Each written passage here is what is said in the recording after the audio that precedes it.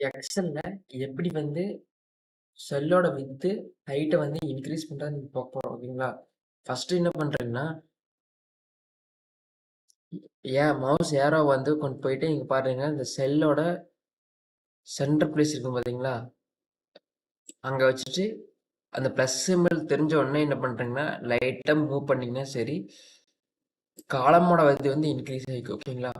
கரெக்ட்டா இங்க பார்த்தீங்கன்னா, இந்த செல்லோட கரெக்ட்டா 1க்கு 2க்கு இடையில வந்து லைன் இருக்குங்களா? அந்த லைன்ல வச்சு கரெக்ட்டா அந்த மார்ஜின் கிட்ட கொண்டு போனீங்கன்னா, நீங்க கரெக்ட்டா அந்த அந்த லைன் கிட்ட வச்சீங்கன்னாவே ப்ளஸ் சிம்பிள் காமிக்கும். அந்த ப்ளஸ் சிம்பிள் காமிச்சாவே நீங்கள் லைனை கொஞ்சம் மூவ் பண்ணீங்கன்னாவே அந்த செல்லோட ஹைட்டு பார்த்தீங்கன்னா இன்க்ரீஸ் ஆகிருக்கு. ஓகேங்களா?